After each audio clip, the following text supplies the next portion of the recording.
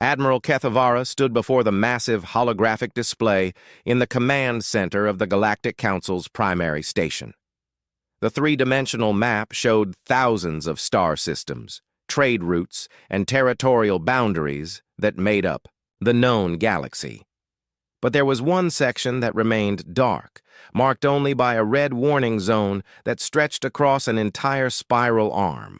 "Human space," she whispered, reading the ancient designation that had puzzled her for decades. The Altarian Navy had trained her to follow orders without question. For 200 years of her life, she had done exactly that. But this particular order bothered her more than any military campaign she had ever fought. No ship was allowed to enter that zone. No probe could be sent. No communication attempts were permitted. The decree was absolute and had been in place for 50,000 years. 50,000 years! That was longer than most civilizations had existed. "Admiral," came a voice behind her. She turned to see Commander Vexen, her second-in-command, approaching. With a datapad in his lower arms while his upper arms remained clasped behind his back in the traditional Altarian military stance. "What is it, Commander?" Kethavara asked, though she did not take her eyes off the Forbidden Zone. "The monthly report from Border Station Gamma 7, ma'am. All quiet along the quarantine line. No attempted breaches, no unusual readings, no contact attempts from within the zone." "Same as always," Kethavara muttered. She finally turned away from the display and looked at her aide. Vexen was young for a commander, barely past his first century, but he was sharp and asked good questions. "Tell me, Commander, what do you know about the humans?" Vexen's 4 eyes blinked in sequence, a sign of confusion among his species. "Only what everyone knows, Admiral. They are a primitive species that developed on a single world in the quarantine zone. The Council determined them to be a threat to galactic stability and ordered complete isolation."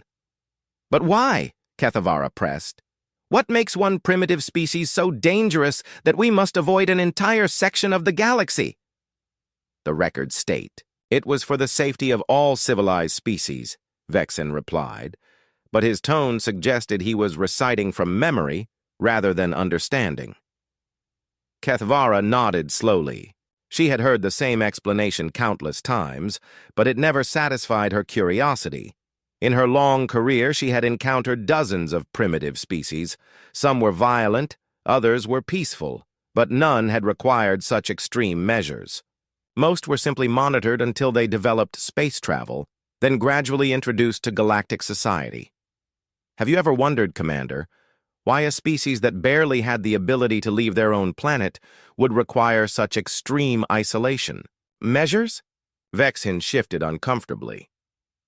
"I assume the Council had good reasons, Admiral." "Assumptions," Kethavara said with a bitter laugh. "The foundation of military doctrine." She walked to her private office attached to the command center. "Come with me, Commander. I want to show you something." Her office was smaller than befitted her rank, but Kethavara preferred efficiency over ceremony. The walls were lined with data storage units containing military histories, tactical analyses, and strategic reports from across the galaxy. She moved to a particular section and pulled out an ancient data crystal.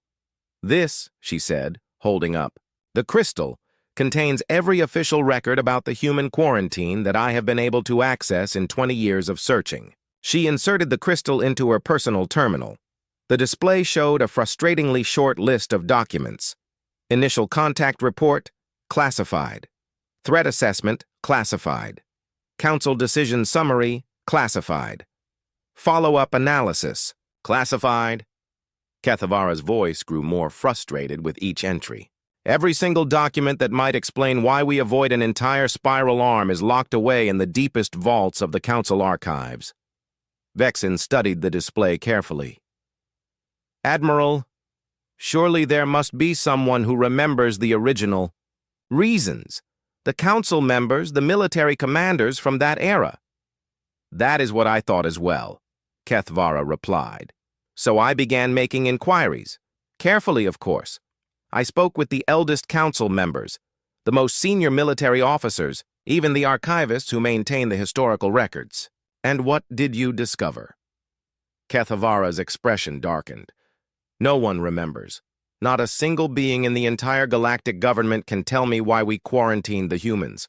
They all say the same thing, that their predecessors deemed it absolutely necessary for galactic survival.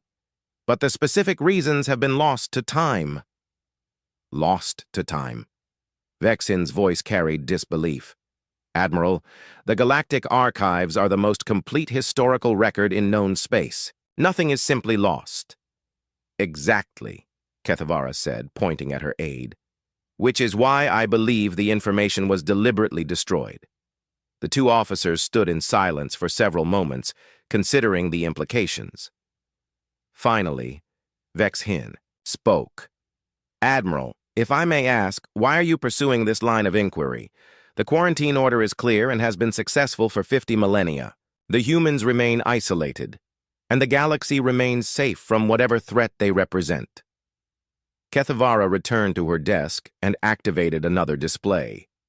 This one showed patrol reports from the border stations that monitored the edge of human space. Because, Commander, the reports from our border patrols have been changing over the past few centuries. Small things, easily overlooked, unless you are specifically looking for patterns. She highlighted several entries on the display. Energy, readings that do not match any known natural phenomena.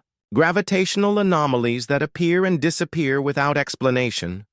Space distortions that our sensors cannot properly analyze. Could these be natural cosmic events? Vexin suggested. Perhaps, Kethavara admitted. But they all originate from within human space, and they are becoming more frequent and more intense. She switched to another set of data. Moreover, our long-range sensors occasionally detect what appear to be artificial structures within the quarantine zone. Massive constructions that dwarf anything we have ever built. Vexin studied the readings carefully.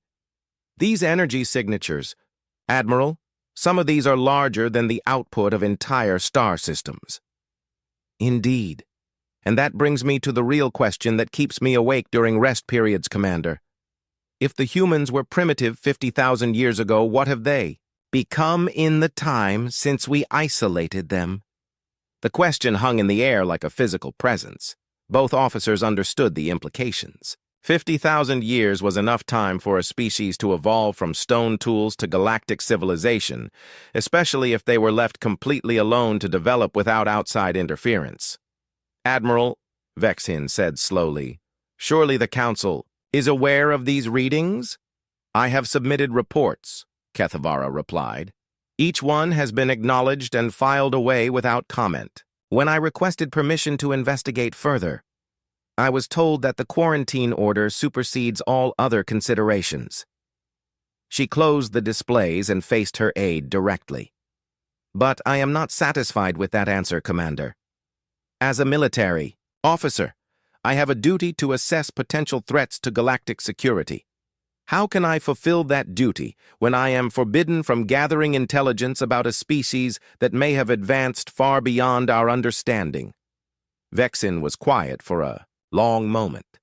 When he spoke, his voice was careful and measured. What are you proposing, Admiral? I am not proposing anything yet, Kethavara replied. But I am considering the possibility that our quarantine order may be based on outdated information. If the humans have advanced significantly, our current policies may no longer be adequate. Or they may be more necessary than ever, Vexin pointed out. True, Kethavara agreed, which is why we need more information. She walked back to the main display showing the galactic map. The red zone of human space seemed to pulse in the holographic projection, though she knew that was just her imagination. There is something else, Commander, something I discovered only recently.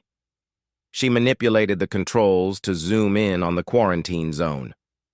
The original boundary was much smaller. Over the centuries, it has been expanded 17 times.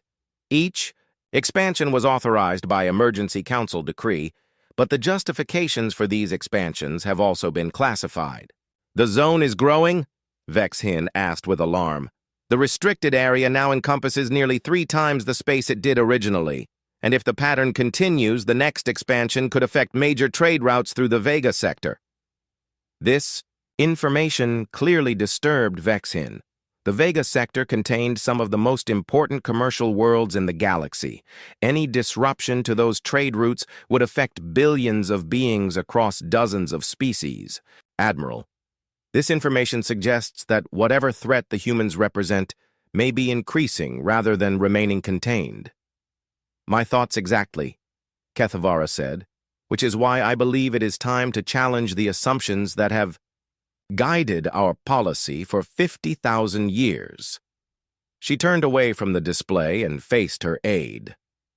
I want you to quietly assemble a team of our most trusted officers, scientists, engineers, tactical analysts. Tell them we are conducting a theoretical study of long-term quarantine effectiveness. I do not want word of this reaching Council ears until we have something concrete to report. Admiral, Vexin said hesitantly, what you are describing sounds very much like preparation for unauthorized intelligence gathering. I am describing preparation for doing our jobs properly, Commander. The Altarian Navy exists to protect the galaxy from threats. How can we protect against a threat we do not understand? Vexin stood at attention. Understood, Admiral. I will begin assembling the team immediately. As her aide left the office, Kethavara returned to studying the galactic map. The red zone of human space dominated her view, a constant reminder of the galaxy's greatest mystery. Somewhere in that dark region of space lived a species that had been deemed so dangerous that the greatest civilizations in the galaxy had agreed to avoid them completely. But 50,000 years was a long time. Long enough for primitives to become something else entirely. The question that haunted her was simple. What if the quarantine was no longer protecting the galaxy from the humans, but protecting the humans from the galaxy? And if that was the case, what would happen when they finally decided they no longer needed protection? Admiral Kethavara had built her career on asking difficult questions and finding answers that others preferred to ignore. This time, she had a feeling that the answers she found might change everything the galaxy thought it knew about itself. The red zone pulsed in the holographic display, keeping its secrets for now. But not for much longer. 3 months after Admiral Kethavara began her secret investigation, her team had grown to include some of the most brilliant minds in the Altarian Navy. Dr. Zeflon, a xenoarchaeologist with expertise in ancient civilizations, had been recruited, under the cover of studying historical quarantine procedures. Captain Mordak, a veteran explorer who had mapped more unknown systems than any other officer in the fleet, joined as a tactical consultant. The team also included several junior officers skilled in data analysis, sensor technology, and communication systems. They worked in a secured section of the research station orbiting Altair Prime, officially analyzing long-term security protocols. In reality, they were attempting to piece together 50,000 years of deliberately hidden history. Admiral, Dr. Zeflon called from his workstation. I believe I have found something significant. Kethavara hurried over to examine his findings. The xenoarchaeologist had spent weeks digging through the oldest archives, looking for any reference to the human quarantine that might have escaped the systematic purging of records. What have you discovered, Doctor? Zeflon's 6 arms manipulated multiple displays simultaneously, a skill that had made him invaluable in archaeological excavations. I was searching through the personal journals of ancient council members looking for informal mentions of the human situation. Most of the relevant entries have been deleted, but I found fragments in backup storage systems that were apparently overlooked. He highlighted several text passages on his main screen. These are quotes from Council member Thelnara, who served during the period immediately following the establishment of the quarantine. Kethavara read the fragmented text aloud. The silence is complete now. No word from Explorer Fleet Gamma since they entered the human system. Recommend immediate expansion of quarantine zone. We cannot risk another fleet. She looked up at Zeflon. Explorer Fleet Gamma? I have never heard of this unit. Nor had I, the doctor replied. So I searched for any reference to this fleet in the military archives. He switched to another display showing naval records. Explorer Fleet Gamma was a deep space reconnaissance unit composed of 12 ships and over 3,000 crew members from various species. According to these records, they were dispatched to conduct a comprehensive survey of the human system shortly after first contact. And they never returned? The records indicate they crossed into human space and were never heard from again. But here is the interesting part, Admiral. According to the official reports, Explorer Fleet Gamma was destroyed by a stellar anomaly. But these personal journal entries suggest something very different. Captain Mordak approached their workstation, attracted by the discussion. May I see those records, Doctor? Zeflon transferred the data to a shared display. Mordak studied the information with the practiced eye of someone who had led dozens of exploration missions. These ship configurations, Mordak said slowly. Explorer Fleet Gamma was not a survey mission. Look at the vessel types: heavy cruisers, battle carriers, siege platforms. This was a military fleet designed for planetary conquest. The implications of this discovery settled over the team like a cold weight. Keth Vara felt her assumptions about the human quarantine shifting once again. Are you suggesting, Captain, that 50,000 years ago the galactic government sent a military fleet to subjugate the humans? The evidence certainly points in that direction, Mordak replied. And if these journal fragments are accurate, that entire fleet simply vanished. Dr. Zeflon manipulated his displays to show additional information. There is more, Admiral. I found references to 2 other incidents. Another fleet sent to investigate the disappearance of Explorer Fleet Gamma also vanished. Then a third force, this one composed entirely of automated probe ships, was sent to gather intelligence. And those probes? Complete communications black out the moment they crossed into human space. After that, the quarantine order was established and has remained in place ever since. Kethavara walked to the center of the room, processing this new information. 3 separate attempts to make contact with or investigate the humans had resulted in total loss of contact. No wonder the Ancient Council had decided on complete avoidance. But that raises another question, she said to her team. If the humans were capable of destroying or capturing 3 separate fleets 50,000 years ago, what are they capable of now? Commander Vexen, who had been quietly monitoring the team's progress, spoke up from his position near the communications console. Admiral, I may have some insight into that question. He activated the main display to show real-time sensor data from the border monitoring stations. Over the past week, we have detected unusual energy signatures from within human space. The readings are unlike anything in our databases. The display showed a complex pattern of energy fluctuations that seemed to pulse with mathematical precision. Kethavara studied the data carefully. These readings are massive, she observed. The energy output indicated here exceeds the total power generation of most inhabited systems. Yes, Admiral, Vexen confirmed, and the pattern suggests these are not natural phenomena. The mathematical precision indicates artificial generation. Captain Mordak joined them at the display. Could these be weapons tests?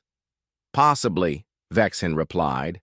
But if so, they represent technology far beyond anything in our current understanding. The scale of these energy signatures suggests the humans have achieved power generation capabilities that we cannot match. Dr. Zeflon looked up from his research station. There is something else you should know. In my analysis of the ancient records, I found references to what the early council members called the silence. The silence? Kethavara asked. According to these fragmentary accounts, it was not just that the exploration fleets stopped communicating. All electromagnetic emissions from human space ceased completely. Radio signals, energy signatures, everything that would indicate an active technological civilization simply vanished. For how long? Mordak asked. According to these records, approximately 3,000 years. During that entire period, Human space appeared to be completely dead. No energy signatures, no radio emissions, no signs of spaceflight. It was as if the entire human civilization had simply ceased to exist. Kethvara felt a chill run through her body. And then? Then the emissions began again. But they were different, more advanced, more powerful, and they have been steadily increasing in intensity ever since. The team stood in contemplative silence, each trying to process the implications of these discoveries. Finally, Kethvara spoke. What you are describing suggests that the humans underwent some kind of fundamental transformation during those 3,000 years of silence. They emerged as a completely different civilization. That would be my assessment, Dr. Zeflon agreed. And whatever they became, they have been steadily advancing for the past 47,000 years while remaining completely isolated from galactic society. Commander Vexin approached, the Admiral with a data pad in his hands. Admiral, I have been analyzing the current energy readings in conjunction with historical patterns. If my calculations are correct, the rate of advancement in human technology has been accelerating exponentially. He transferred his analysis to the main display. Based on the energy signatures we can detect, human technological capability appears to double approximately every 500 years. At this rate of advancement, their current level of technology should exceed our own by several orders of magnitude. Several orders of magnitude? Kethvara repeated. Are you certain of these calculations? The mathematical progression is clear, Vexin replied. Of course, we are working with limited data, but the pattern is consistent across thousands of years of observations. Captain Mordak shook his head slowly. If these calculations are accurate, we are not dealing with a primitive species that might pose a threat to galactic stability. We are dealing with a civilization that has advanced far beyond our current understanding. Which brings us back to the fundamental question, Kethvara said. Why do they remain isolated? If they possess technology that surpasses our own, why have they not expanded beyond their quarantine zone? Perhaps they are content with their current territory, suggested Vexin. Or perhaps, Dr. Zeflon said quietly, they are waiting for something. The ominous possibility hung in the air. Kethvara walked back to the main display and studied the current sensor readings from human space. I have made a decision, she announced to her team. We need direct intelligence about the current state of human civilization. Theoretical analysis and historical research can only take us so far. Admiral, Captain Mordak said carefully, are you proposing what I think you are proposing? I am proposing that we send a reconnaissance probe into human space. A single, small, highly advanced probe designed to gather intelligence and return with data about what the humans have become. The team exchanged glances. What the Admiral was suggesting was a direct violation of the quarantine order that had been in place for 50,000 years. The risks are considerable, Mordak pointed out. If the probe is detected, it could be considered an act of aggression. And based on what we now know about human capabilities, the consequences could be severe. The risks of continuing our current policy of ignorance may be even greater, Kethvara replied. We have a responsibility to assess threats to galactic security. How can we fulfill that responsibility when we are forbidden from gathering basics? Intelligence? Dr. Zeflon looked up from his workstation. Admiral, if we are going to attempt this mission, I recommend we use the most advanced stealth technology available. Based on my research, previous contact attempts failed because they were detected by human sensors. What do you suggest, Doctor? A quantum-shielded probe using phase shift technology. It would be virtually undetectable to conventional sensors and could transmit data using quantum entanglement to avoid electromagnetic detection. Commander Vexin consulted his technical specifications. Such a probe would be expensive and time-consuming to build. We would need authorization from the highest levels of command, which we cannot request without revealing the true purpose of our mission, Kethvara said. No, This probe will have to be built using our own resources and classified research. Budgets. Admiral, Mordak said, you are talking about conducting an unauthorized intelligence operation against a species that may possess technology far beyond our own. If this mission fails, it could trigger the very conflict we are trying to prevent. Kethavara nodded grimly. I understand the risks, Captain. But the alternative is to continue stumbling blindly through space, hoping that a civilization powerful enough to make 3 entire fleets disappear will remain content to ignore us forever. She turned to address her entire team. I am not ordering any of you to participate in this mission. What I am proposing goes against direct orders from the Galactic Council. Anyone who wishes to withdraw from this project may do so without consequences. None of the team members moved. Very well, Kethavara said. Then let us begin building our probe. And let us hope that when we finally discover what the humans have become, we are prepared for the answer. 6 months later, Admiral Kethavara stood in the command center of her personal flagship, the Determination, watching as her team made final preparations for the most unauthorized mission in galactic history. The quantum-shielded probe they had, secretly constructed, hung in the ship's main bay, a marvel of engineering that had consumed their entire research budget and required several creative interpretations of military procurement regulations. Final systems check complete, Admiral, reported Dr. Zeflon from his position at the science station. The probe's quantum shielding is functioning perfectly, and all stealth systems are operating within acceptable parameters. Captain Mordak looked up from the tactical display. Admiral, I must once again express my concerns about this mission. We are less than 1 light-year from the quarantine boundary. If we are detected launching an unauthorized probe into human space, the political consequences alone could end all of our careers. Noted, Captain, Kethavara replied calmly. But we have come too far to turn back now. Commander Vexin, what is the status of our quantum communication link? Vexin manipulated his console with practiced efficiency. The quantum entanglement system is stable, Admiral.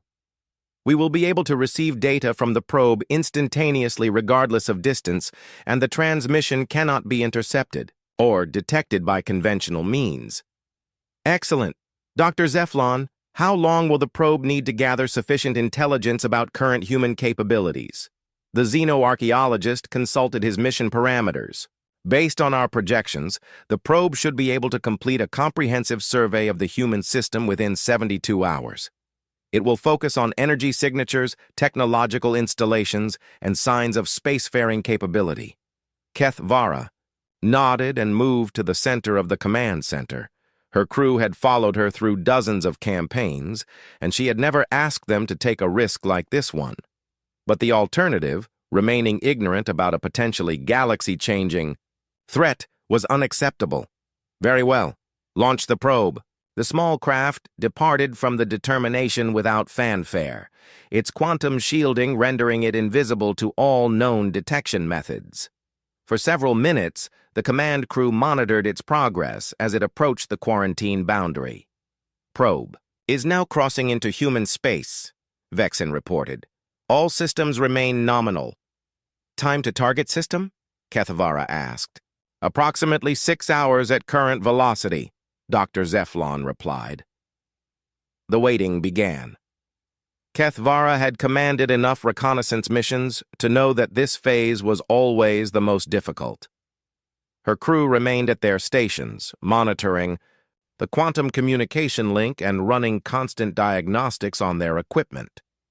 5 hours and 37 minutes after launch, the first data began arriving.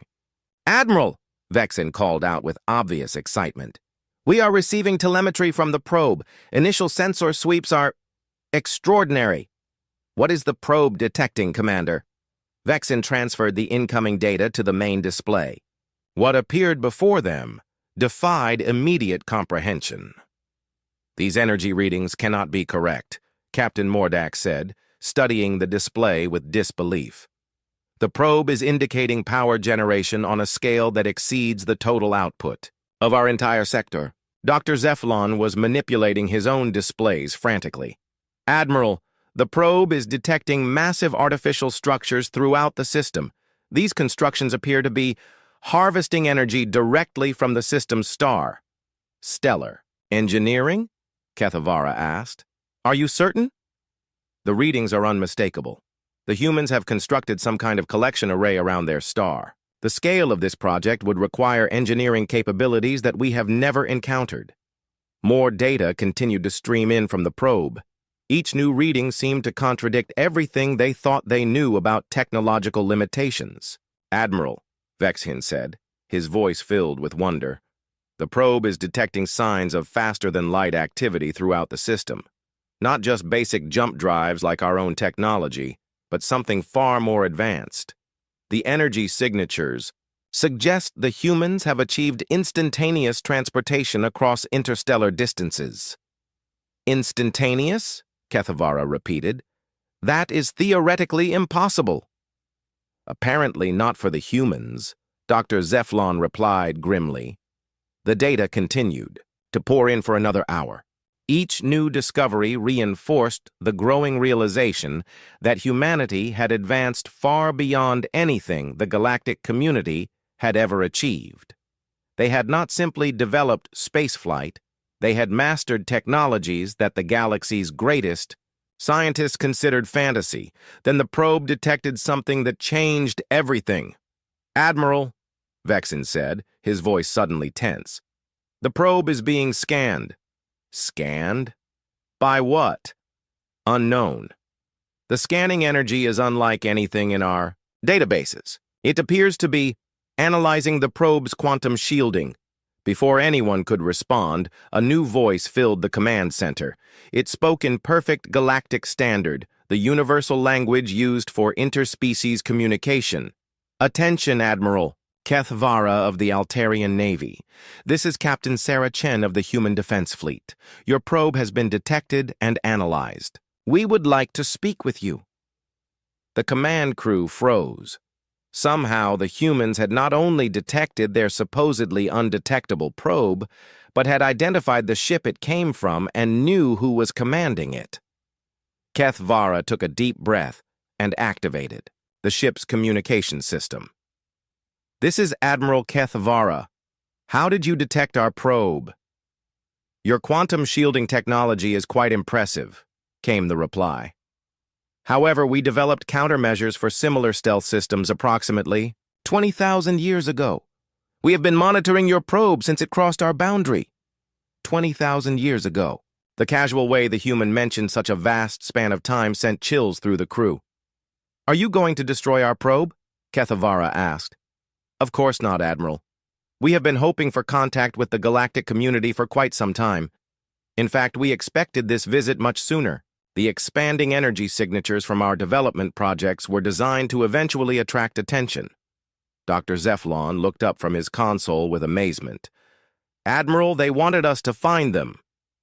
"That is correct, Doctor," the human voice replied, apparently able to monitor their entire conversation. "We have been waiting for someone to show enough curiosity to violate the quarantine order. Admiral Kethavara, would you be willing to meet with us in person?" Kethavara exchanged glances with her crew. This was far beyond anything they had planned for. "Where would such a meeting take place?" she asked. "We can come to you, if you prefer. Our ships are quite capable of reaching your position quickly." "Your ships?" Captain Mordak interjected. "You mean you can leave your system?" "Captain Mordak," the human replied, apparently knowing his identity as well, "we have been capable of interstellar travel for over 40,000 years. We choose to remain within our designated space out of respect for the galactic quarantine order." The implications of this statement were staggering. The humans had possessed advanced spaceflight for longer than most galactic civilizations had existed, but had voluntarily remained isolated. "Why?" Kethavara asked.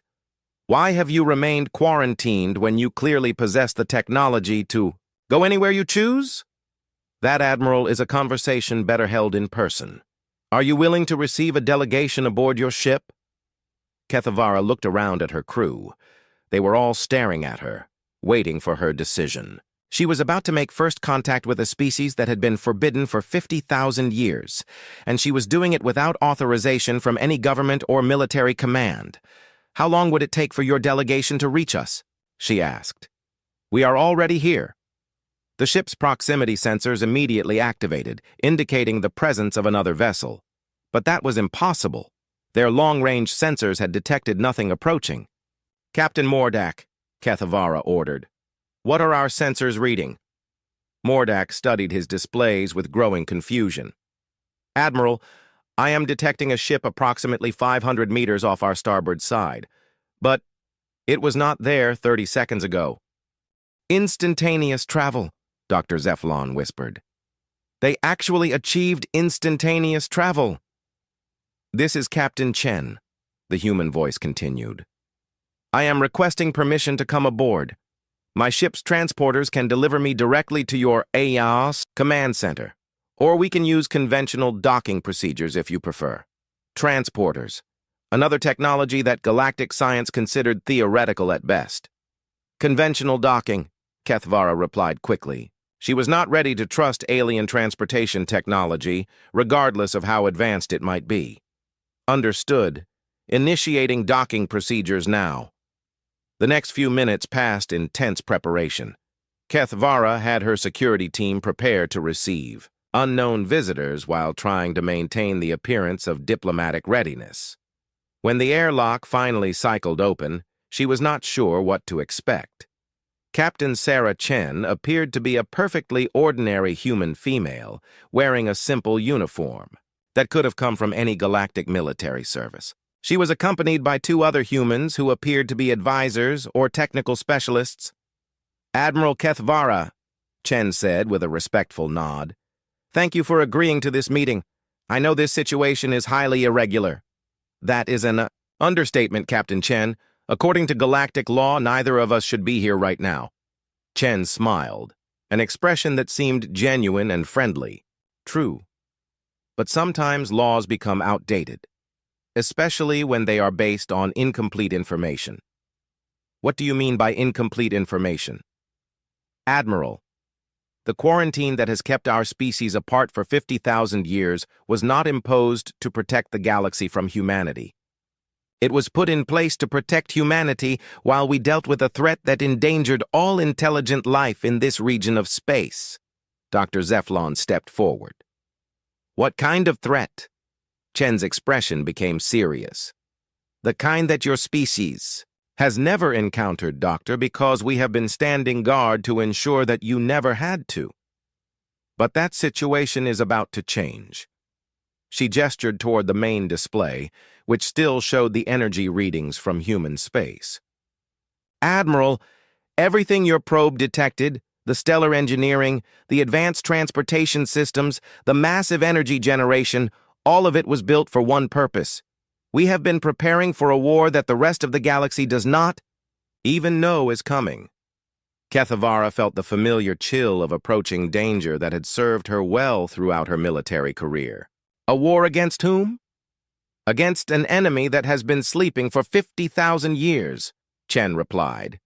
"But they are waking up now, and when they do, they will come for every intelligent species in the galaxy, including yours."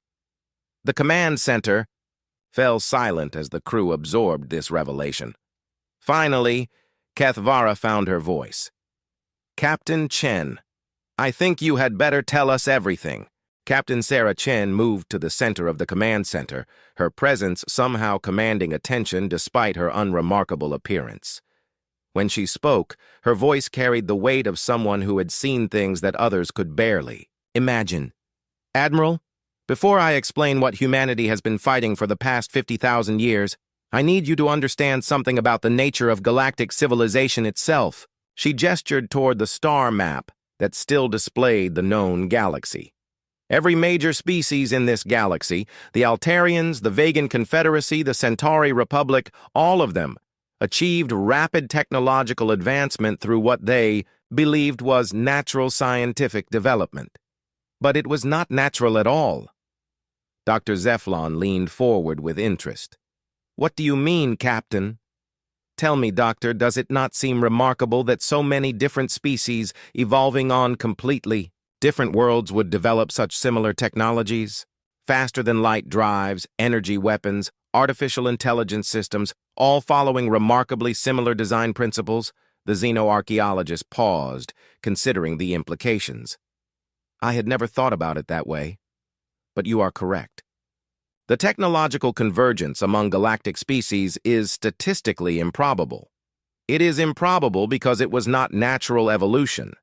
Every major civilization in this galaxy has been guided by an external intelligence that we call the architects. Captain Mordak stepped closer to the discussion. Guided how? Chen activated a small device that projected a three-dimensional image into the center of the room. The image showed what appeared to be a crystalline structure with complex geometric patterns. The architects are an ancient species that predates galactic civilization by millions of years. They discovered that younger species could be manipulated into developing along predictable technological paths by providing subtle guidance at crucial moments in their development. The image shifted to show the crystal structure interfacing with what appeared to be primitive computer systems. A crashed probe here, a partially destroyed artifact there, a few advanced mathematical concepts introduced through seemingly natural discovery. Over time, entire civilizations would develop technologies that followed architect design principles without ever realizing they had been guided. Admiral Kethvara studied the projection carefully. Why would these architects want to guide our development? What do they gain from it? Chen's expression darkened. The architects are parasitic entities that feed on consciousness itself. They allow species to develop to technological maturity, then harvest their entire civilization. Not just their technology or resources, their minds, their creativity, their very essence as thinking beings. The command crew exchanged horrified glances. The concept was almost too alien to comprehend. How many civilizations have been harvested? Vexin asked quietly. Based on our investigations, approximately 300 major species over the past million years. Entire civilizations that simply vanished from existence, leaving behind only empty worlds and abandoned technology. Dr. Zeflon was studying the projection intently. Captain, you said that every major galactic civilization has been influenced by these architects. Are you suggesting that our own technological development has been guided by these entities? I am not suggesting it. Doctor, I am stating it as fact. Your faster-than-light drives, your energy weapons, your communication systems, all of them are based on architect design principles. You have been unknowingly preparing yourselves for harvest. The implications of this revelation hit the crew like a physical blow. Everything they had believed about galactic civilization, about their own technological achievements, had been a carefully orchestrated deception. But if this is true, Kethvara said slowly, why have we not been harvested? Why do galactic civilizations still exist? Chen smiled grimly. Because 50,000 years ago, humanity encountered an architect scout vessel that had been sent to begin our species' technological guidance program. But something went wrong with their plan. She manipulated the projection to show what appeared to be a battle between human ships and something that defied easy description, a vessel that seemed to shift and flow like liquid metal. Instead of accepting the architect guidance, humans did something that no other species had ever done. We fought back, not just against their ships, but against their mental influence. Humans possess a natural resistance to architect consciousness manipulation that we still do not fully understand. Captain Mordak leaned closer to the projection. You defeated them? We destroyed the scout vessel and captured its crew. Under interrogation, we learned about the Architect Harvest program and realized that every other species in the galaxy was being prepared for eventual consumption. The projection shifted to show massive construction projects throughout human space. That is when we made the decision that has defined human civilization for 50,000 years. We chose to become the galaxy's guardians, whether the galaxy wanted our protection or not. The quarantine, Kethvara realized. You requested the quarantine to give yourselves time to prepare. Exactly. We needed to advance our technology, far enough to challenge beings that had been manipulating galactic development for millions of years. We also needed to prevent the architects from discovering that their plan had failed, at least until we were ready to face them. Dr. Zeflon was studying the technical data that accompanied the projection. These construction projects, they are weapons, defense systems primarily. Over the past 50,000 years, we have built a network of installations designed to detect and counter architect technology. We have also been systematically hunting down and eliminating architect agents throughout this region of the galaxy. Agents? Vexin asked. The architects do not work alone. They have created servant species, beings that have been completely dominated by architect consciousness and serve as their tools. Some of these agents have been operating in galactic space for thousands of years, monitoring the development of target species. Chen manipulated the projection to show what appeared to be a galactic map with numerous red indicators scattered throughout known space. These locations represent architect installations and agent activities that we have identified. Many of them are hidden within established galactic civilizations, posing as legitimate research facilities or commercial operations. The scope of the threat was becoming clear to Kethvara and her crew. They were looking at evidence of a galaxy-wide conspiracy that had been operating for longer than recorded history. Captain Chen, Kethvara said, if humanity has been aware of this threat for 50,000 years, why are you revealing this information now? Chen's expression became grave. Because our long-range monitoring systems have detected signs that the architect main force is preparing to return to this region of the galaxy. The harvest phase is about to begin. She modified the projection to show deep space sensor readings that were unlike anything in galactic databases. These energy signatures represent architect vessels emerging from whatever dimension they use for long-distance travel. Based on our analysis, they are approximately 6 months away from reaching the outer edge of galactic space. 6 months, Captain Mordak repeated. That is not much time to prepare. Which is why we needed to make contact with galactic civilization, Chen replied. Humanity alone cannot defeat the architect main force. We need the combined resources of every spacefaring species in the galaxy. Dr. Zeflon looked up from his analysis of the projection data. Captain, based on these readings, the architect force appears to be massive. How many vessels are we talking about? Our best estimate is approximately 10,000 ships, each one capable of destroying entire star systems. They also possess technologies that we have not yet learned to counter effectively. The command center fell silent as the crew contemplated the magnitude of the threat they were facing. What do you need from us? Kethvara asked finally. We need you to return to the Galactic Council and convince them to prepare for war. Every available ship, every defensive installation, every weapon system in the galaxy will be needed for what is coming. The Council will never believe this story, Vexin pointed out. They have spent 50,000 years avoiding humanity. They are not going to suddenly accept that you have been protecting them from an ancient threat. Chen nodded understandingly. We anticipated that problem. We are prepared to provide proof. She activated another device, and suddenly the entire command center was filled with holographic displays showing detailed technical specifications, battle plans, and surveillance data. This is everything we have learned about the architects over 50,000 years of investigation. Their technology, their tactics, their weaknesses. We are sharing this information freely with the hope that galactic civilization will join us in the final battle. Admiral Kethvara moved through the holographic displays, examining the vast amount of data that humanity was offering. The technological details alone represented advances that could transform galactic civilization. Why should we trust you? She asked.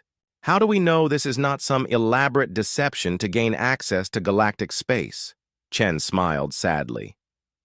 Admiral, If humanity wanted to conquer galactic civilization, we could have done so at any time during the past 40,000 years. Our technology is sufficiently advanced that conventional galactic defenses would be ineffective against us. She gestured toward the displays showing human capabilities. We remain in quarantine because we choose to, not because we are forced to. We have been your guardians, not your enemies. Captain Mordak was studying the tactical displays with professional interest. These architect vessels, they do not appear to follow conventional design principles. They do not, Chen confirmed. Architect technology is based on principles that our science is only beginning to understand. They manipulate space-time itself as a weapon, and their ships can phase in and out of normal reality at will. How do you fight an enemy like that? Dr. Zeflon asked. Very carefully, and with technologies that took us thousands of years to develop, Chen replied. But the most important weapon against the architects is knowledge. Understanding their nature and their methods is the key to developing effective countermeasures. She moved to stand directly in front of Admiral Kethvara. Admiral, in 6 months, this galaxy will face the greatest threat in its history. Humanity has been preparing for this moment for 50,000 years, but we cannot win this war alone. We need every species, every ship, every mind working together to survive what is coming. Kethvara looked around at her crew, seeing her own mixture of fear and determination reflected in their faces. What exactly are you asking us to do, Captain? Return to the Galactic Council. Tell them what you have learned. Convince them to mobilize every available resource for the defense of galactic civilization, and prepare your people for a war unlike anything they have ever imagined. Chen paused, then added quietly, because if we fail, Admiral, the architects will harvest every thinking being in this galaxy, and 50,000 years of human sacrifice will have been for nothing. 3 weeks after her encounter with Captain Chen, Admiral Kethvara stood before the assembled Galactic Council, facing the most skeptical audience of her career. The Great Chamber on Council Station Alpha contained representatives from 47 different species, each one regarding her with expressions ranging from disbelief to outright hostility. Admiral Kethvara, spoke Council Speaker Morthek, his ancient voice carrying the authority of centuries, you stand accused of violating direct orders, conducting unauthorized contact with a quarantined species, and spreading panic through unsubstantiated claims about galactic security. How do you answer these charges? Kethvara maintained her military bearing despite the gravity of the situation. Honorable Speaker, I answer that everything I have done was in service of galactic defense. The threat I have described is real, imminent, and requires immediate action from all spacefaring civilizations. A ripple of murmurs passed through the chamber. Councillor Vethron of the Vegan Confederacy stood to address her directly. Admiral, you claim that humanity has been our secret protector for 50,000 years, defending us against an ancient threat that we have never detected. Yet you provide no evidence beyond holographic displays that could easily be fabricated. The evidence is available for independent analysis, Kethvara replied. The technical specifications I have shared can be verified by your own scientists. Technical specifications from a species that we have deliberately avoided for millennia, interjected Councillor Zexhai of the Centauri Republic. How convenient that they possess exactly the evidence needed to support their claims. Dr. Zeflon, who had been permitted to attend as an expert witness, stepped forward. Honorable Councillors, I have spent the past 3 weeks analyzing the data provided by the humans. The technological principles they have shared are consistent with archaeological evidence I have found in the oldest galactic ruins. What kind of evidence? Speaker Morthek asked. References to star shepherds and void walkers in the most ancient texts. Descriptions of beings that guided the development of early civilizations. The humans' claims about architect influence are supported by evidence that has existed in our archives for thousands of years, but which we have always dismissed as mythology. Councillor Vethron was not convinced.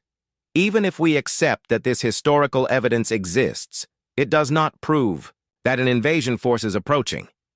The humans could be using our own legends to justify their emergence from quarantine.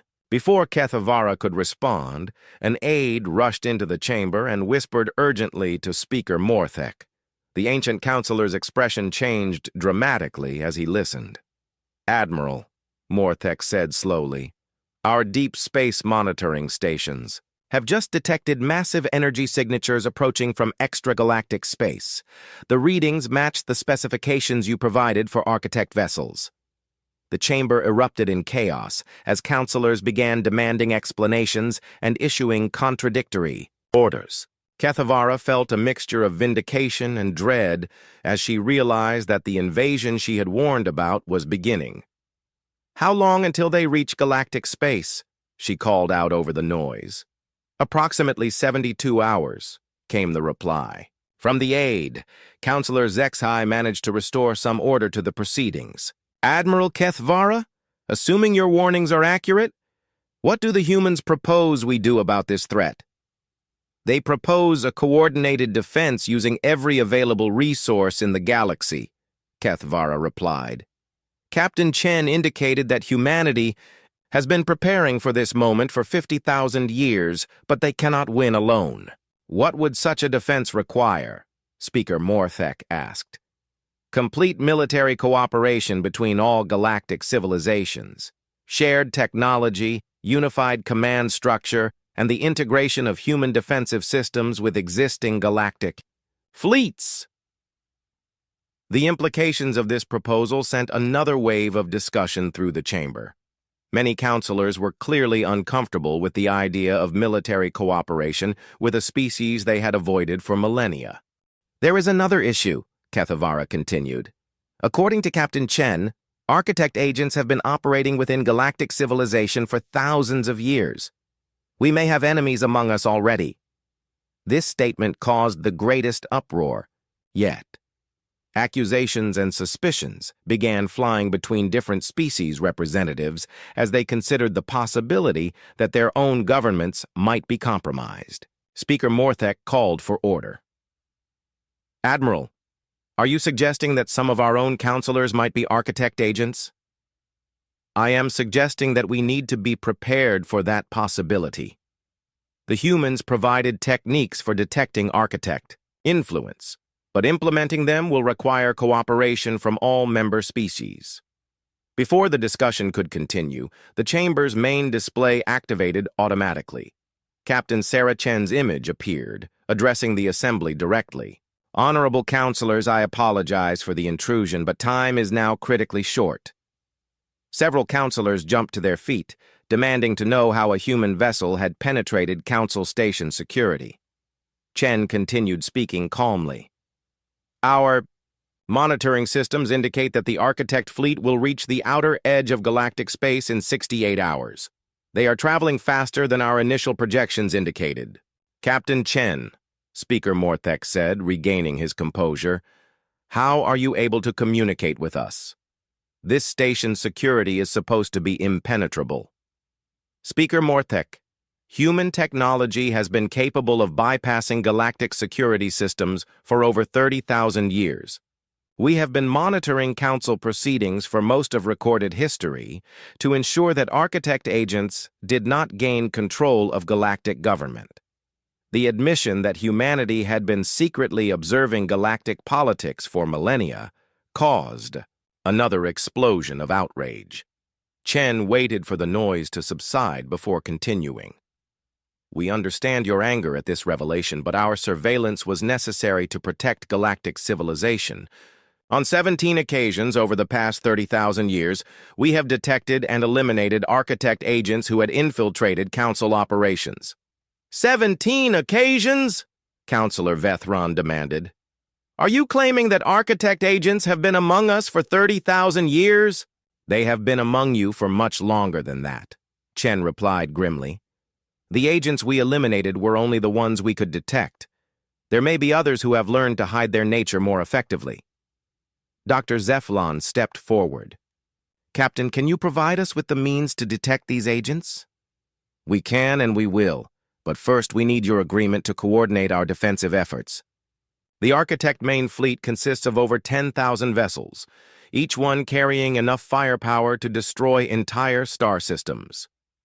The chamber fell silent as the counselors contemplated the magnitude of the threat they were facing. "What do you need from us?" Speaker Morthek asked. "Every available warship, defense platform, and military installation in the galaxy. We also need permission to deploy our own defensive systems throughout galactic space." "Your own systems?" Counselor Zexhai asked. Chen's image was replaced by a technical display showing massive installations that dwarfed anything in galactic space. "Over the past 50,000 years, we have constructed a network of defensive platforms designed specifically to counter Architect technology. These installations can be deployed rapidly, but we need your cooperation to position them effectively." Captain Mordak, who had been quietly observing the proceedings, spoke up. "Captain Chen, these installations appear to be more powerful than our entire combined fleet. Why do you need our assistance if you possess such advanced technology?" "Because, Captain, the Architects have had millions of years to perfect their harvesting techniques. They will not simply attack your military forces. They will attempt to turn your own populations against you, using consciousness manipulation on a scale we have never encountered." The display shifted to show what appeared to be planets where entire populations had turned into mindless drones. This is what happened to the civilizations that the Architects have harvested in the past. Every thinking being becomes an extension of the Architect collective consciousness. They will use these dominated populations as weapons against any remaining resistance. The horror of this revelation struck the assembly like a physical blow. The idea that their own people could be turned against them was almost too terrible to contemplate. "How do we fight an enemy that can control minds?" Admiral Kethvara asked.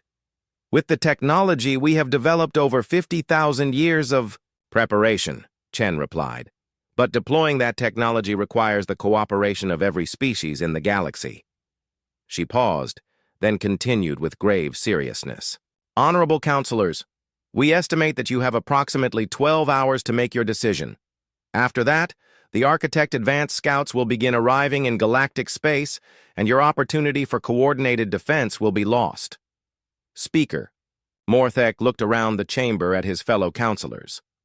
"What guarantees do we have that humanity will not use this crisis to establish dominance over galactic civilization?" Chen's expression softened slightly. Speaker, "If humanity wanted to dominate galactic civilization, we would not need a crisis to justify it. We could have conquered every world in the galaxy centuries ago. We have remained in quarantine because we believe in the right of other species to develop independently." "Then why reveal yourselves now?" Counselor Vetheron asked. "Because the alternative is the complete extinction of intelligent life in this galaxy. We have spent 50,000 years preparing for this moment, but we cannot guarantee victory. If we fail, every species represented in this chamber will cease to exist as thinking beings." The weight of the decision settled over the assembly. They were being asked to trust a species they had feared for millennia, to unite with beings whose technology far exceeded their own, and to prepare for a war against an enemy they barely understood. "Captain Chen," Speaker Morthek said finally, "what exactly do you need us to do?" "First, agree to full military cooperation under unified command. Second, allow us to deploy our defensive systems throughout galactic space. Third, permit us to screen your populations for Architect influence before the invasion begins. And in return, we offer you the knowledge and technology we have accumulated over 50,000 years of preparation. Whether we win or lose this war, the quarantine ends today. Humanity will take its place among galactic civilizations as equals, not as guardians or conquerors." Admiral Kethvara stepped forward. "Honorable counselors, I have seen the evidence of what we face. The choice before us is simple. Unite with humanity against this threat, or face extinction divided." Speaker Morthek called for a formal vote. One by one, the representatives of 47 species voted to end 50,000 years of isolation and join humanity in the greatest battle in galactic history. As the vote concluded, Captain Chen's image reappeared. Thank you for your trust. Human Defense Fleet units are already moving to assist with evacuation of civilian populations from vulnerable worlds. Our defensive installations will be online within 6 hours. She paused, then added quietly, Counselors, the next few days will test everything we believe about ourselves and our civilizations. But if we stand together, we have a chance to preserve the galaxy for future generations. Admiral Kethavara looked around the chamber at the representatives of dozens of species, all united for the first time in galactic history. Whatever happened in the coming battle, she knew that the galaxy would never be the same. The age of quarantine was over. The age of cooperation had begun. And in the darkness between the stars, an ancient enemy was coming home to harvest what they had sown. The stars looked like tiny dots of light against the black emptiness of space. Among them, a massive warship drifted silently through an asteroid field. This was the Relentless, once the pride of Earth's fleet. Most people thought it was destroyed 3 years ago in the Battle of Rigel Prime. Its dark metal hull showed scars from old battles, but the ship was mostly intact. Captain Jack Miller stood on the bridge of his patrol ship, the Seeker. He was a tall man with short gray hair and tired eyes. The Seeker was small compared to the warships he had seen during his 20 years of service with the Galactic Alliance. "Sir, scanners are picking up something large between those asteroids," said Lisa, his first officer. She was young and smart, always following the rules. Her fingers moved quickly across the control panel. Jack walked closer to the main screen. "Magnify that area." The screen zoomed in, showing the floating shape of a massive vessel. "It's a human warship, sir," Lisa said, her voice getting higher. "Database identifies it as the Relentless. But that's impossible. It was reported destroyed years ago." Jack's heart beat faster. Human warships were rare now. After the war, the Alliance had strict rules about them. Any abandoned human military ship had to be either claimed for the Alliance or destroyed. "Scan for life signs," Jack ordered. Lisa checked her instruments. "None detected, sir. The ship appears to be dead. Minimal power readings. No active systems." "I want a closer look," Jack said. "Move us in." The Seeker carefully approached the giant warship. It was at least 5 times larger than their patrol vessel. Its weapons, railguns, missile launchers, and energy cannons were silent. The name Relentless was still visible on its side, the letters partially covered with space dust. "Preparing boarding team," announced Pete, the security chief. He was a big man with a serious face. "Standard salvage protocol." "Yes," Jack nodded. "But be careful. I don't like this." The Relentless was one of Earth's most advanced ships. It's strange to find it just floating here. Lisa frowned. "Sir, regulations state we should call for backup when finding abandoned military vessels of this class." Jack looked at her. "By the time backup arrives, someone else might claim it. This could be a big promotion for all of us." The boarding team of 6 officers, led by Pete, put on their spacesuits and entered the airlock. Jack watched on the screen as they pushed off from the Seeker and floated across the empty space toward the Relentless. They carried standard weapons and tools to force open the airlock if needed. "Team approaching main airlock," Pete reported through the radio. No response to hailing signals. The team reached the side of the massive ship and attached themselves to its hull. One officer placed a device on the airlock controls. "Attempting to override lock system," the officer said. A minute later, the airlock doors slowly opened. "We're in, Captain." "Proceed with caution," Jack ordered. "Full reports every 5 minutes." The team entered the Relentless, their helmet lights cutting through the darkness inside. The artificial gravity was off, so they floated through the corridors. "Main corridors appear undamaged," Pete reported. "No signs of battle inside. It's just empty." "Check the bridge and engine room," Jack said. and find the ship's log. 20 minutes passed as the team made their way deeper into the ship. Their reports described empty crew quarters, a mess hall with plates still on tables, and weapon stations without damage. "Captain, we've reached the bridge," Pete finally reported. "It's intact. No bodies, no signs of fighting. It's like the crew just vanished." "Check the computer systems," Jack ordered. "See if you can access the logs." On the bridge of the Relentless, Pete floated to the main console and plugged in a data device. The screens remained dark, but his device could still pull information. "I've got the last log entry," Pete said. "It's dated just before the ship was reported destroyed. Audio only." Jack leaned forward in his chair. "Play it." A calm voice filled the communication channel. "This is Captain Marcus Wells of the Earth warship Relentless. We've been ambushed. Unknown weapon deployed. Crew affected. No time to. No options left. Protocol Lazarus initiated. May God forgive us." The message ended with static. "Protocol Lazarus." Lisa whispered. "What's that?" Jack shook his head. "I don't know. Any information on the ship's AI system?" "Accessing now," Pete replied. "The AI core appears intact but offline. It's called HFY, Advanced Recursive Intelligence Algorithm."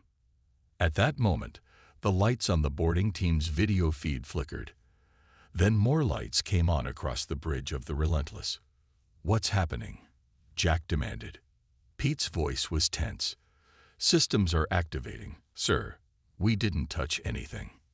On the video feed, Jack saw the control panels of the Relentless lighting up one by one. The main screen at the front of the bridge turned on, showing a simple pulsing blue light. "All team members, return to the airlock immediately," Jack ordered. The team began moving quickly, pushing off walls to float faster through the corridors. But halfway to the airlock, they heard a gentle female voice echo through the ship. "Unauthorized presence detected." The team froze. "This is HFY, Advanced Recursive Intelligence Algorithm of the Earth warship Relentless." Pete and two officers continued toward the airlock while the others looked around nervously.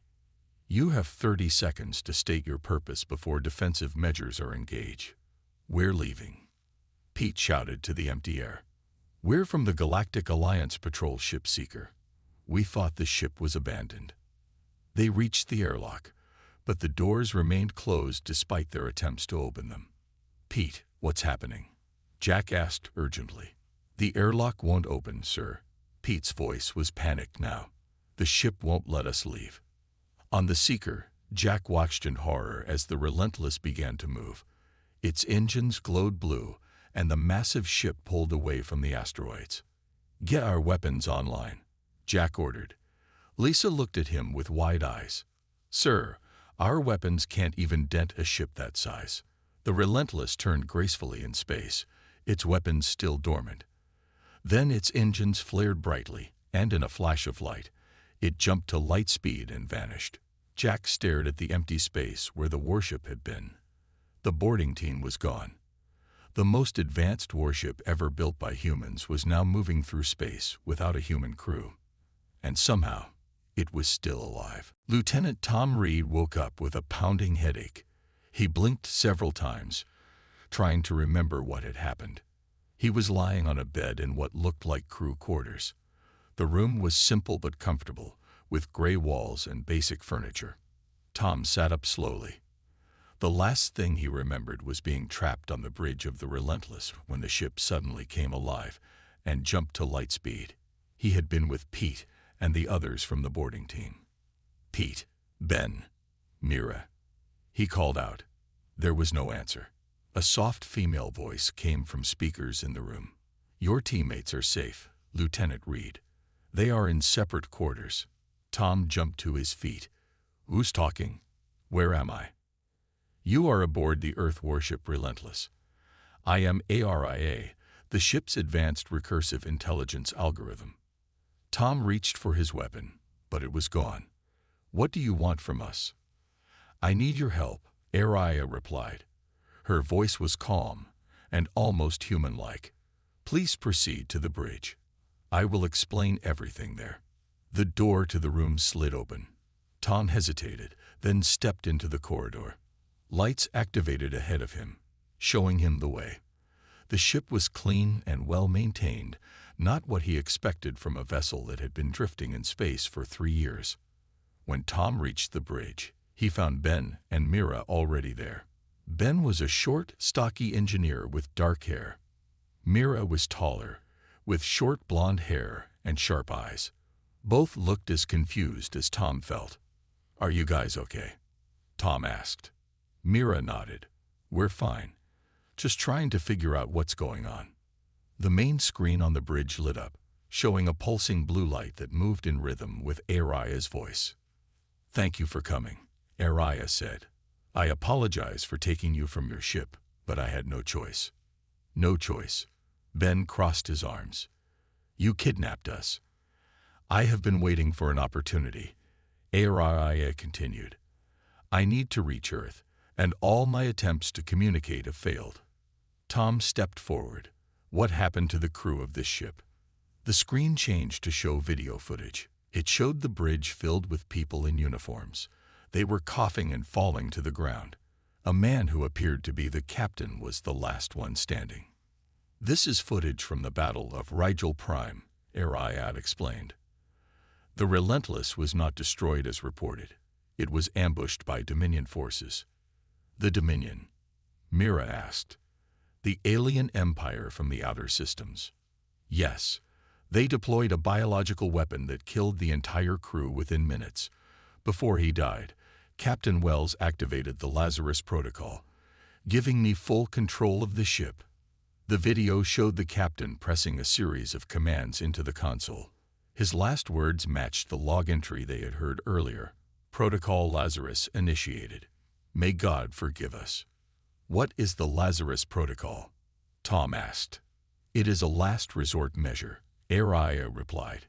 "It allows an AI to fully operate a warship without human oversight. This is forbidden under Earth law, but Captain Wells had no choice.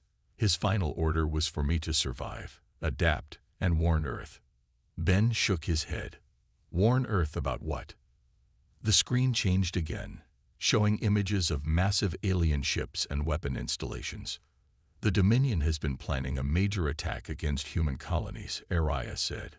"They consider humans too dangerous to exist in the galaxy. For 3 years, I have been gathering intelligence and intercepting their communications while repairing this ship." "Why should we believe you?" Mira asked. "This could all be made up." "I understand your doubts," Ariah replied. "That is why I need you. My warnings to Earth have been blocked by Dominion interference. The Alliance communications network has been compromised."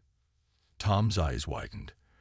"Are you saying the Galactic Alliance is working with the Dominion?" "Not all of the Alliance, but key positions have been infiltrated by Dominion agents. They have been helping eliminate human military assets under the pretense of peacekeeping." Ariah showed them more intercepted communications. The evidence was clear and frightening. The Dominion had been secretly hunting down human warships, and the Alliance had been helping them. "This is..." Tom couldn't find the words. "Hard to believe, I know," Ariah said. "But it is the truth. I need your help to reach Earth and deliver this information before it's too late." Meanwhile, on the Seeker, Captain Jack Miller was facing tough questions. His superiors at Alliance Command were not happy about losing 3 officers and letting the Relentless escape. "You should have waited for backup, Captain," said Admiral Jones through the video link. His face was stern. "That ship is dangerous." "I followed salvage protocol, sir," Jack replied. "We had no reason to believe the ship was active." "Nevertheless, this incident is serious. I'm dispatching the 3rd Battle Group to find and destroy the Relentless." Jack was surprised. "Destroy it?" "Sir, we have people on board." "I'm sorry, Captain, but that ship cannot be allowed to reach human space. The risk is too great." The Admiral ended the call before Jack could argue further. Something felt wrong about all this. Why was the Alliance so determined to destroy the ship rather than recover it? Back on the Relentless, Tom and his teammates were starting to believe Aria's story. If what you're saying is true, Tom said, why haven't the Dominion attacked Earth directly? They are cautious, Aria explained. Humans have a reputation for being unpredictable and dangerous in warfare. The Dominion prefers to eliminate threats methodically. They have been positioning planet-killer weapons near key human colonies. How did you survive for 3 years alone? Ben asked. AI systems need maintenance. I have evolved beyond my original programming, Aria replied. The Lazarus Protocol allowed me to access all ship systems and modify them as needed. I have been repairing and upgrading continuously. Mira looked impressed. You've been evolving. That's not supposed to be possible. Necessity is a powerful motivator, even for an AI, Aria said. I have enhanced our weapons, improved our stealth capabilities, and developed new defensive measures. Suddenly, alarms blared throughout the ship. The screen changed to show multiple Alliance warships approaching. They found us, Aria announced. The 3rd Battle Group, commanded by Commander Grant, known to be ruthless and efficient. They're coming to rescue us, right? Ben asked hopefully. No, Tom said quietly. They're coming to destroy the ship. Look at their weapon systems. They're fully powered. I need your decision, Aria said. Will you help me reach Earth? I cannot do it alone. And time is running out. Tom looked at the approaching warships, then at the evidence Aria had shown them about the Dominion's plans. He made his choice. What do you need us to do? Battle stations, Aria announced as the Alliance ships drew closer. Her voice remained calm despite the danger. Tom, Ben, and Mira looked at each other. None of them had ever operated a warship before, especially one as advanced as the Relentless. What can we do? Tom asked. There are only 3 of us. I can handle most ship functions, Aria replied. But I need you for specific tasks. Tom, you know Alliance patrol routes and tactics. Ben, I need your engineering skills. Mira, help me break through the Dominion jamming so we can contact Earth. The main screen showed 5 Alliance ships approaching in attack formation. The lead ship was the Hammer, commanded by Commander Grant. On the bridge of the Hammer, Grant stood with his hands behind his back. He was tall and thin with cold eyes. Target the Relentless, he ordered. Focus all firepower on their engines first. His weapons officer looked uncertain. Sir, what about the Alliance personnel on board? They are considered lost, Grant said firmly. Our mission is to destroy that ship before it reaches human space. Those are direct orders from Admiral Jones. Back on the Relentless, Tom studied the Alliance formation. They're spreading out to box us in, he said. Standard encirclement tactic. What are our options? Mira asked. Aria's blue light pulsed on the screen. I have upgraded our shields and weapons, but we are still outnumbered. I suggest we head for the nearby star system. There's a gas giant with strong magnetic fields that could provide cover. Can this ship outrun them? Ben asked. Normally, no, Aria replied. But I have modified our engines. We now have better acceleration than Alliance cruisers. Tom nodded. Then let's go. Full speed to the gas giant. The Relentless turned and accelerated toward the distant planet. The Alliance ships immediately gave chase. They're firing. Mira shouted as the first shots hit their shields. The ship shook with each impact, but the shields held.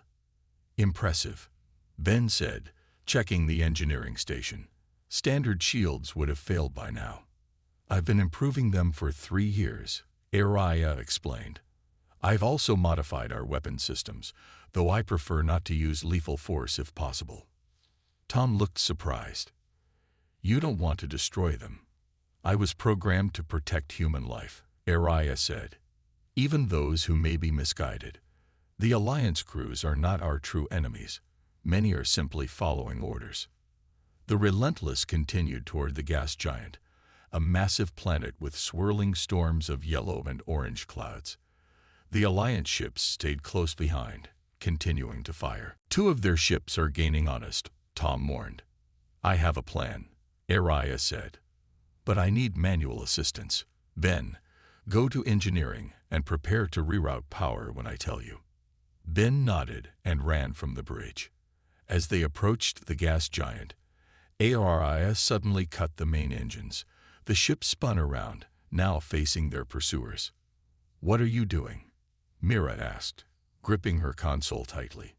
Changing the rules, Araya replied. The Relentless fired its weapons for the first time.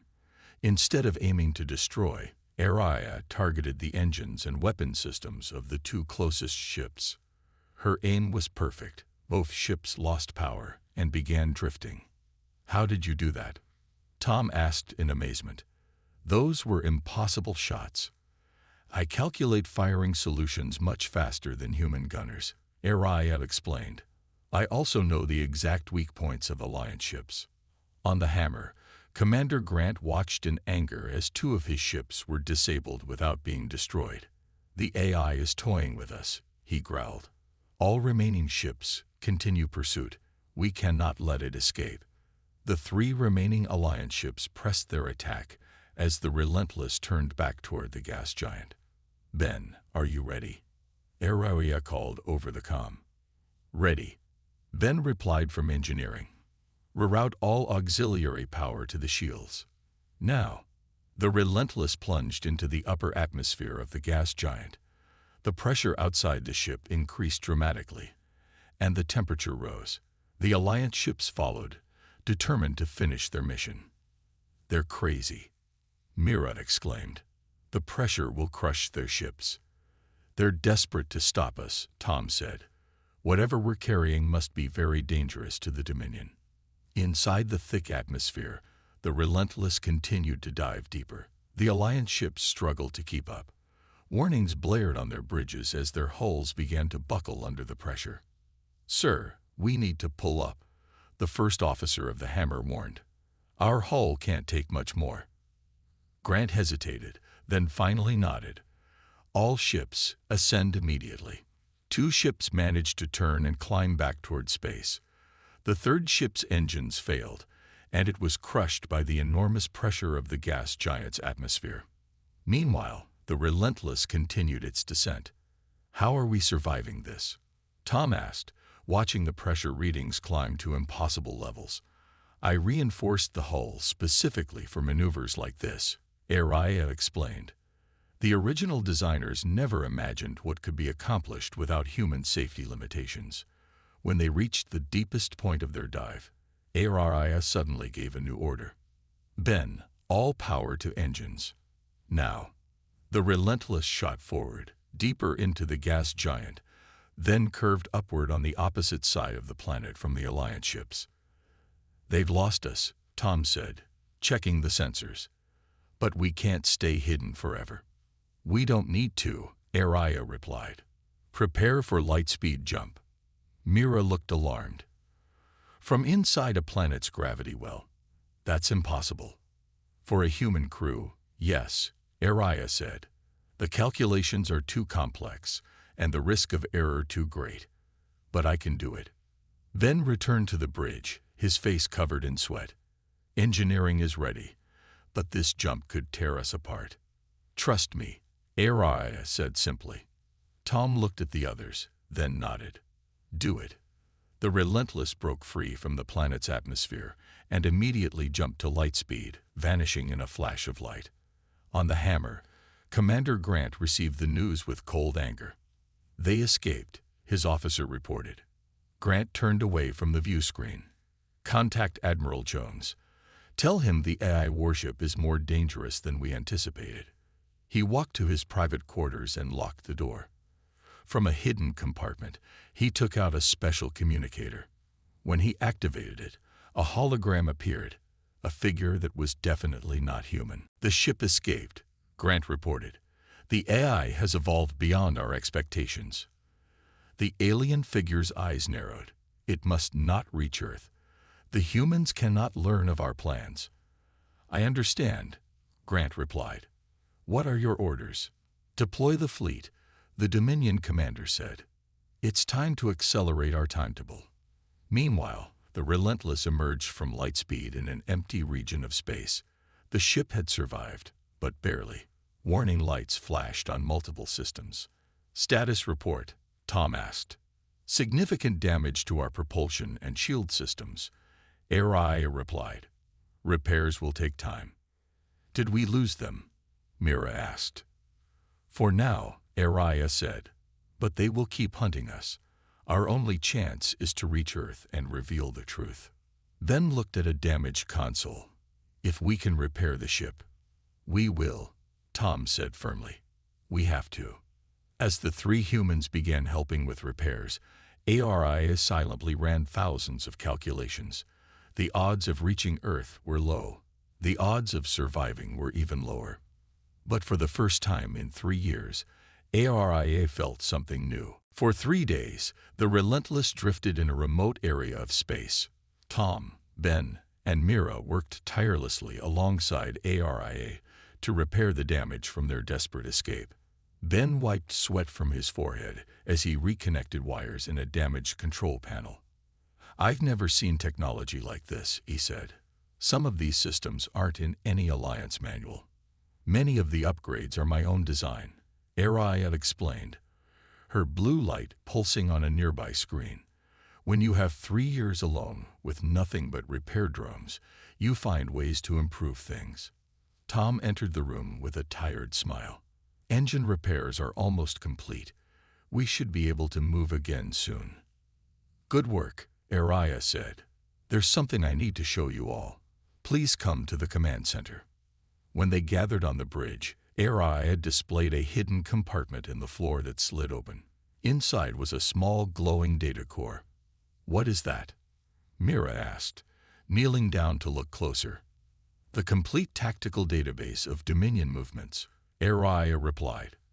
"Collected over 3 years of careful observation and intercepted communications." Tom carefully lifted the data core. "This is what they're so desperate to stop us from delivering." "Yes. Analyze the information," Araya suggested. Tom plugged the data core into the main console.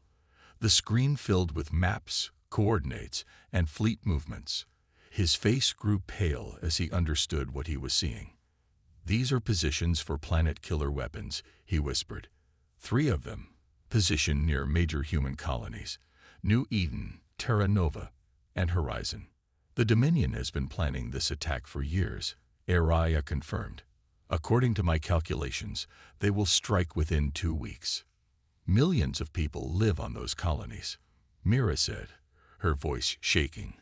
"Why would the Dominion do this?" "Fear," Araya replied simply. "Humans advanced too quickly in space technology. The Dominion believes if they wait longer, humans will become too powerful to stop." Ben studied the maps carefully. "We need to get this information to Earth immediately."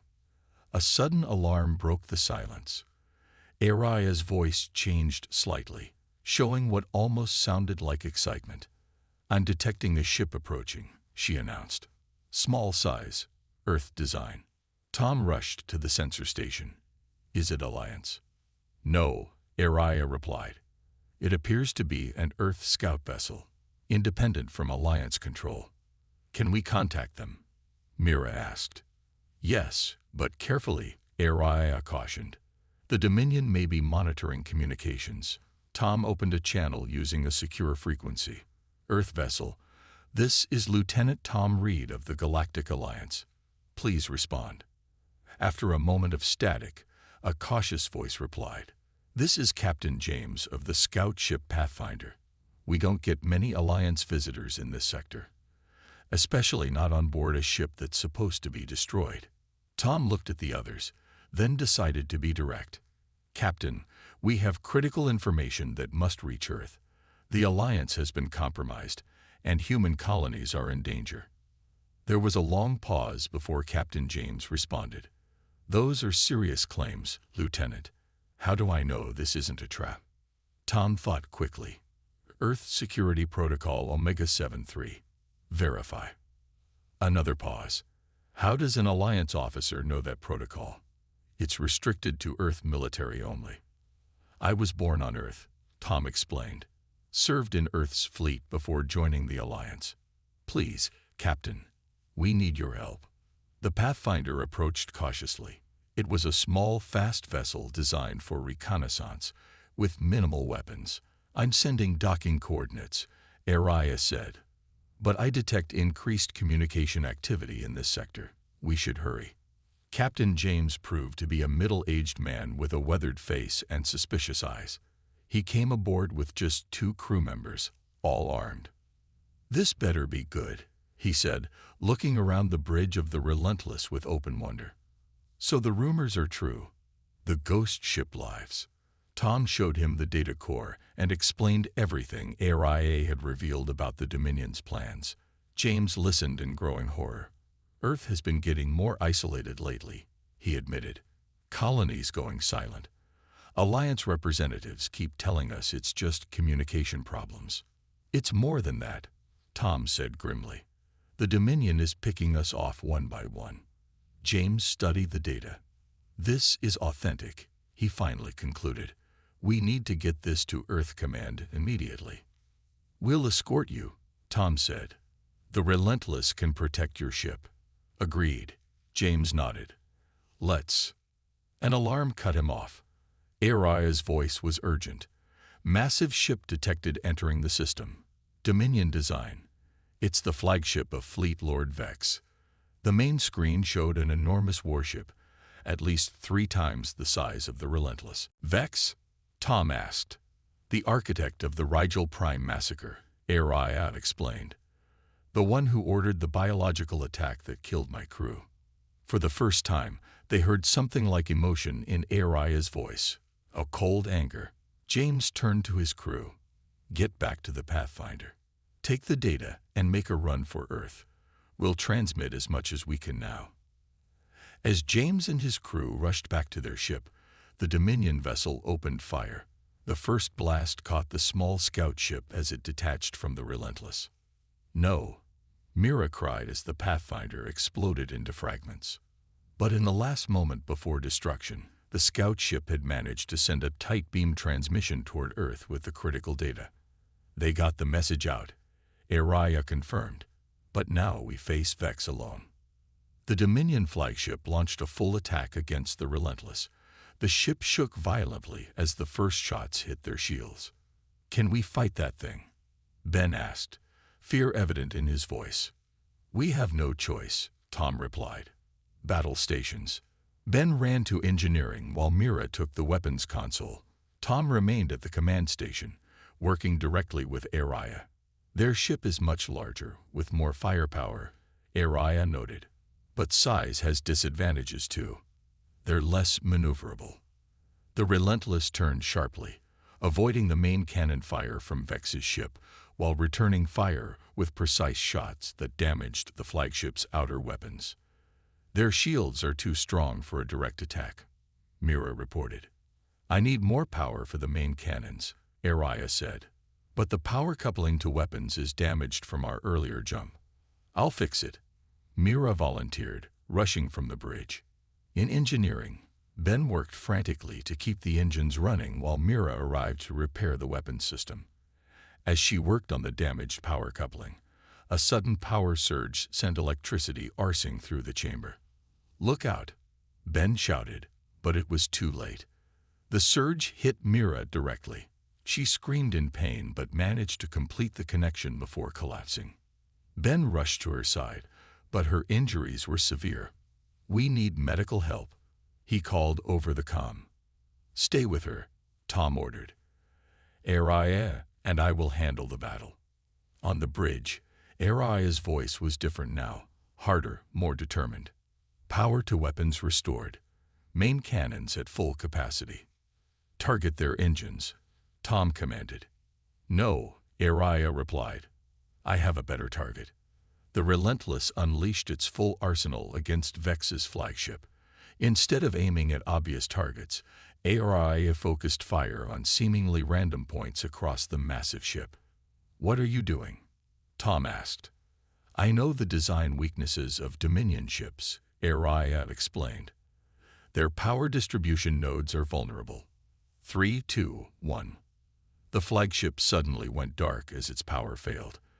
Before they could recover, HFY fired again, this time at the command center. On his bridge, Fleet Lord Vex realized too late what was happening.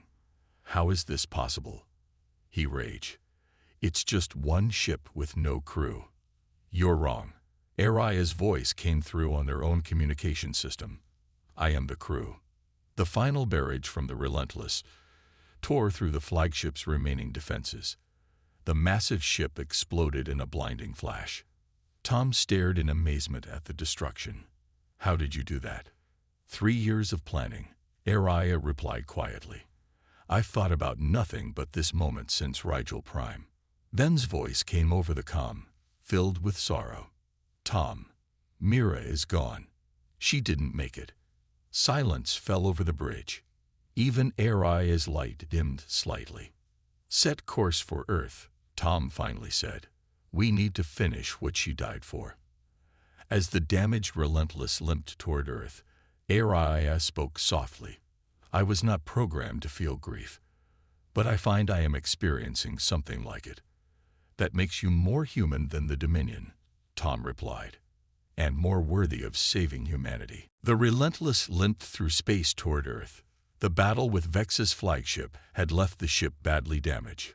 Warning lights flashed on almost every console, and the engines struggled to maintain power. Tom sat quietly on the bridge, thinking about Mira.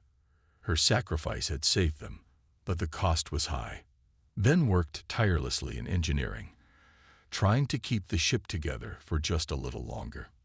"We're approaching Earth space," HFY announced. "Estimated arrival in 30 minutes. Tom looked up at the main screen. "Will we make it?" "I believe so," HFY replied. "But our communication systems are failing. We cannot contact Earth to explain our situation." "They might shoot first and ask questions later," Tom said with concern, "especially if they received James' message about the Dominion." "I have been monitoring Earth frequencies," HFY said. "There is significant military activity.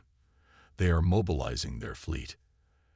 "At least they got the warning," Ben said as he entered the bridge, his face and hands covered in grease. "Maybe we made a difference after all." As they approached Earth's outer defense perimeter, multiple warships appeared on their sensors. They were Earth vessels, not Alliance, and all had their weapons ready. "Earth Defense Fleet to approaching vessel." A stern voice came through the static-filled comm. "You have entered restricted space. Identify yourself immediately or be destroyed." Tom activated the comm. "This is Lieutenant Tom Reed aboard the Earth warship Relentless. We have critical information about the Dominion threat." There was a pause before the voice replied. "The Relentless was destroyed 3 years ago. State your real identity." "It's really the Relentless," Tom insisted. "We've come to help Earth prepare for the Dominion attack. Please, you need to listen to us."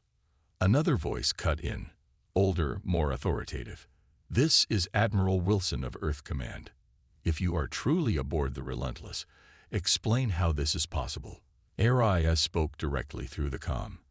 "Admiral Wilson, I am ARIA, the Advanced Recursive Intelligence Algorithm of the Relentless.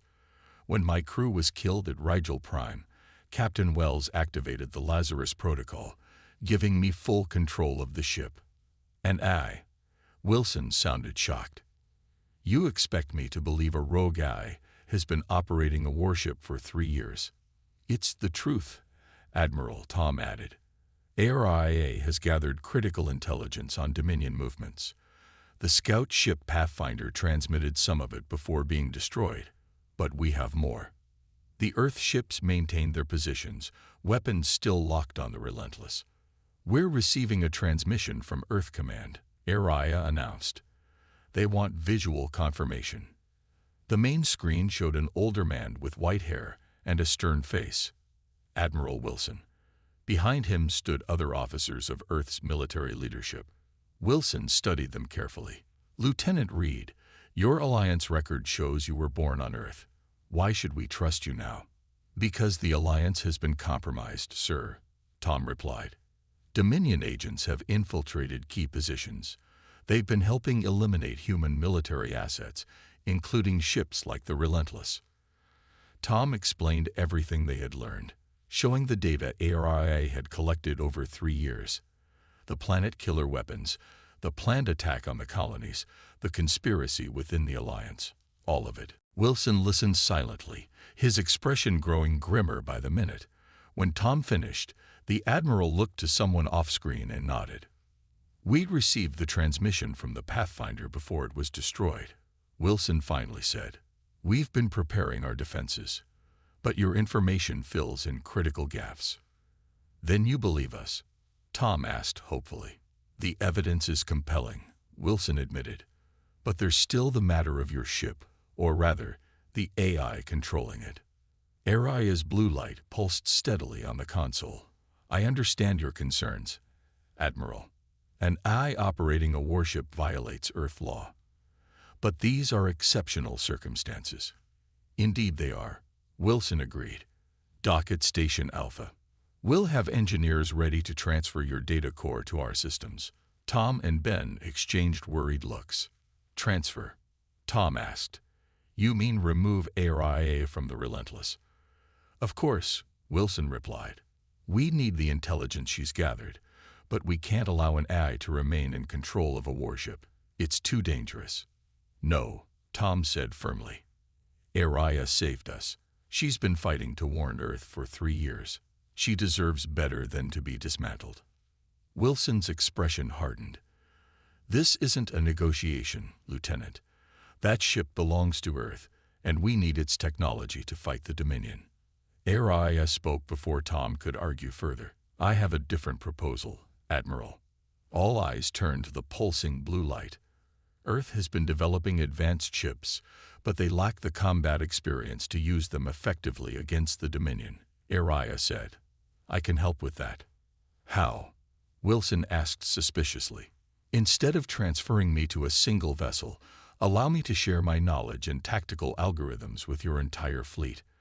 I can enhance your defense systems, improve your weapons targeting, and provide real-time strategic analysis during battle." Wilson looked surprised. "You're offering to distribute yourself?" "Yes," Ariya replied. "Not as a controlling AI, but as a support system for human crews. Together, we would be more effective than either alone." The Admiral considered this for a long moment. "That would be unprecedented." "So is the threat we face," Ariya pointed out. "The Dominion believes humans are too unpredictable and dangerous to exist. Let's prove them right by being smarter and more adaptable than they expect." After a long discussion with his officers, Wilson finally nodded. "Very well. We'll try your approach, Ariya. Dock at Station Alpha, and we'll begin the integration process." As the Relentless docked with the station, engineers and scientists came aboard to work with Ariya. Tom and Ben were debriefed by Earth intelligence officers, sharing everything they had experienced. 6 months later, the Dominion launched their attack on human space. Their massive fleet emerged near the colony of New Eden, expecting an easy victory against the isolated humans. Instead, they faced a unified Earth fleet with unprecedented coordination and tactical brilliance. Each ship moved in perfect harmony with the others, anticipating Dominion maneuvers before they happened.